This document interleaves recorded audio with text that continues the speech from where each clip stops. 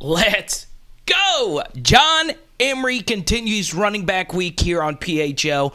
Will he finally break out? I'm going to need your help today, not only watching this video, but commenting down below, because we do spend a lot of time talking about John Emery. I have done a ton of videos on JE4, but look, it's running back week, and LSU really needs JE4 to be the true RB1 of this offense, or can it be someone else that steps up in that role? So, in the comment section, let me know if you think John Emery will run for 700 plus yards this season. There were 10 SEC backs who reached that threshold last year, and today I'm going to share with you some data that backs up that John Emery is going to be just fine this year. But before we continue, PHL was able to get a former LSU number 4 who is actually in the College Football Hall of Fame, who also was a beast of a running back.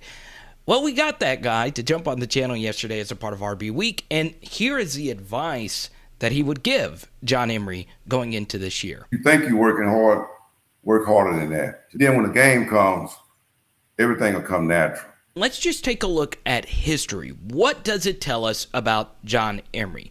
So, the first thing is he is a former 5-star recruit. So, there have been roughly 35 stars that have come out of Louisiana.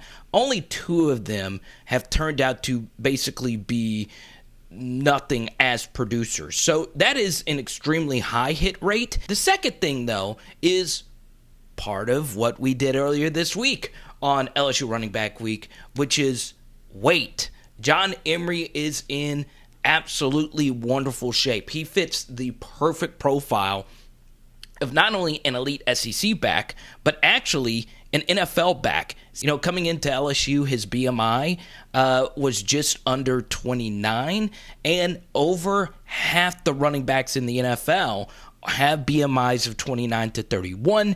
John Emery's BMI right now is currently in that threshold. So that's obviously really good. His body is where he needs it to be for him to be successful. Boom! I'm looking at you. Okay, now before we get into the rest of the running back room and one other reason why John Emery has a super high floor, I want to say thank you. Last night was one of the coolest nights of my life. Charles Alexander sharing, his life story and some good nuggets. Man, that was so cool. And the chat room was so much fun.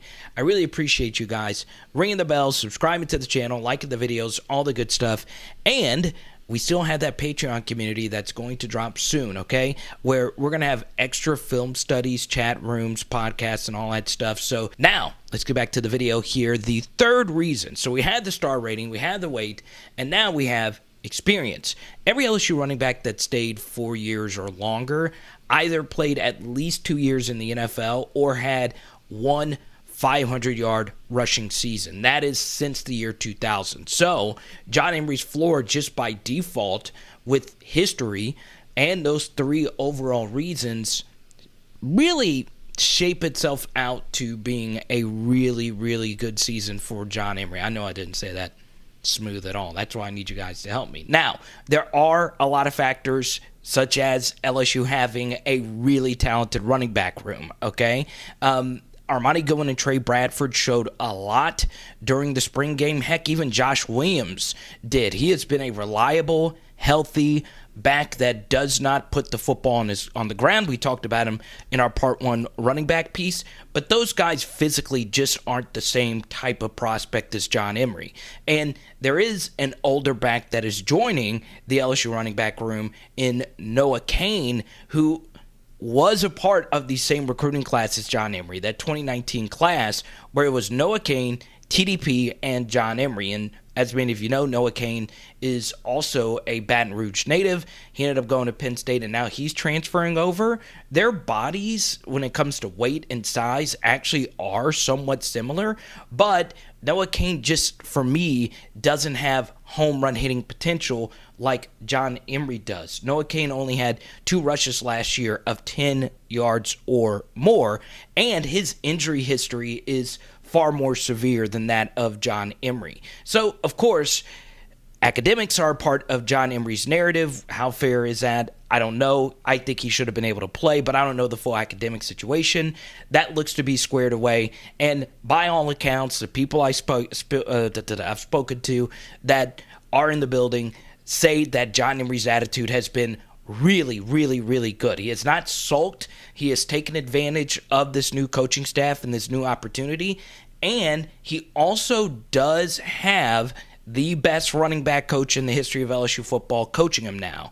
I know this is his third running back coach in 4 years, and when you switch up position coaches like that, it can be tough on any player. But the bottom line is John Emery's got the best of the best in Frank Wilson, and there really is no excuses now if everything off the field is taken care of. And if it is, he is going to be a decent player. Now, one thing that's going to be huge for Emery is indeed catching the football out of the backfield and pass protection. We have done a lot of John Emery pass protection breakdowns.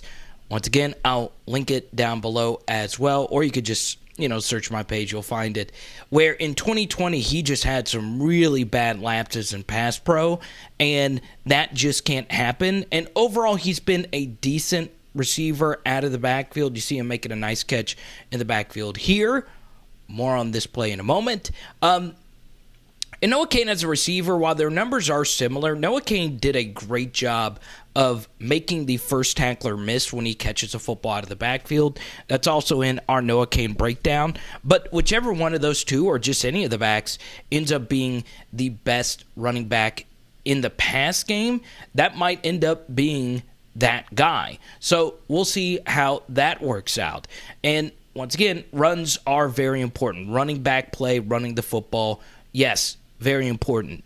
But the pass is the more analytically sound play, and that's why as a running back you have to be versatile. You have to be able to do it all. And Charles Alexander talked about that yesterday as far as how much the running back position has changed. Now you see what John Emery can do for your offense. He's been killing him on this drive, and it helps sells this play action fake to get Jontre Kirkland a nice screen touchdown. So you see what a threat at running back can bring to your offense. This block right here by Ed Ingram is so nasty.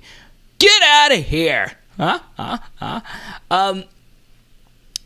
But, here's something else about John Emery, and this is honestly just one little nitpicky thing that does favor Josh Williams, and more notably Noah Cain, is John Emery has never had a crunch time carry. Now, what does that mean? When the game is on the line, he steps up and makes a big-time game-winning type of play.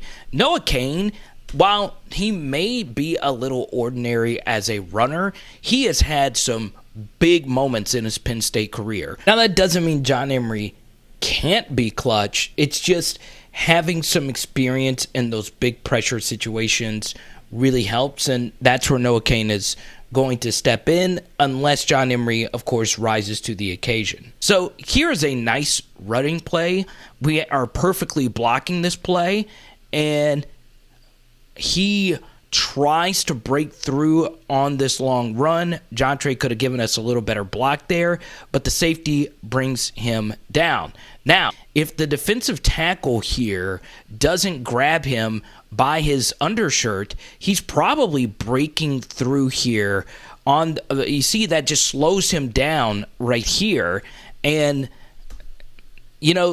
it gives this safety another time to fight, a little extra time to fight off this block and make this open field tackle. And if you look closely just a second ago, John Emery had that happen to him on that pass play you just saw, where the jersey was not actually being pulled, it was his undershirt. And honestly, I've seen that from time to time, and players have different styles. I remember in the Super Bowl where T. Higgins got pulled by Jalen Ramsey, they didn't call pass interference on the undershirt tug, and that would have ended up being more than likely a touchdown pass to Joe Burrow, and instead the Bengals settled for a field goal. Now, the thing is, I don't think I've ever seen it happen twice to the same player in different games and in different seasons, but that is exactly what happens here on this John Emery run, okay? Quincy Wiggins was able to make this play just because of the undershirt grab. Boom! I'm looking at you. Yes, you. Okay? So I hope you enjoyed that little bonus footage there. Look, football equipment, a lot of people prefer certain things about their jersey and whatnot.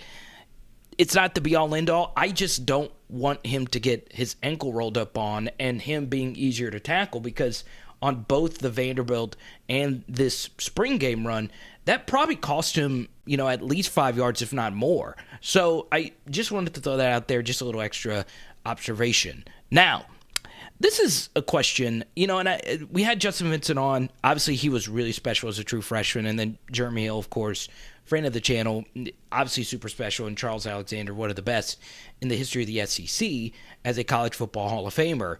Does JE4 have to be special? And the answer to that is surprisingly no.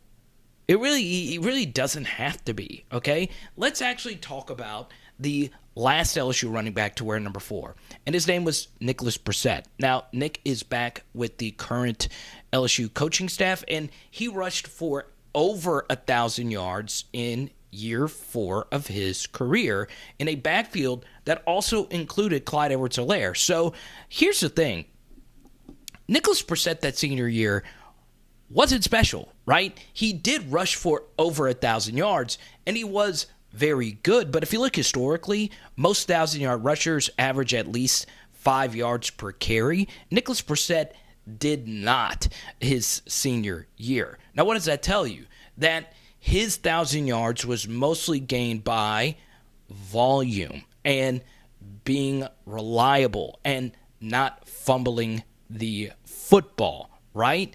Nicholas Brissett was a very good, reliable back.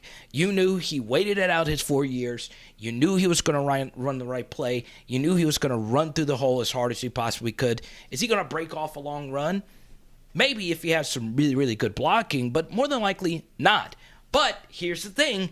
We still went 10-3 with a bunch of close losses outside of the Alabama game. We were very competitive with a non-truly transcendent running back. And I think something that has happened with LSU fans is because we've had Charles Alexander, Dalton Hilliard, Kev Falk, Clyde Edwards-Helaire, Darius Geis, Leonard Fournette, so on and so on. You've had some of the, if not the, outside of Alabama, the best running back history in the SEC West.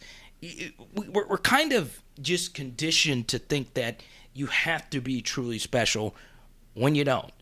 Health is another factor. John Emery's had some nagging injuries. But if he's healthy and if he is fully locked in, and as Charles pointed out earlier, if he is putting in the work, which, according to what I've heard, he really is working hard. You could see by his physique. If all those things are true, this guy's going to be a really good player and an NFL draft pick. Comment down below, though, do you think he will reach that 700-yard mark? It is Power Hour LSU. Boom! So if you want to see our Charles Alexander conversation, it's right there. If you want to see part 1 of Running Back Week, I spent a month working on that video. Make sure you check it out. And tonight, it's Enchilada Night 3. Let's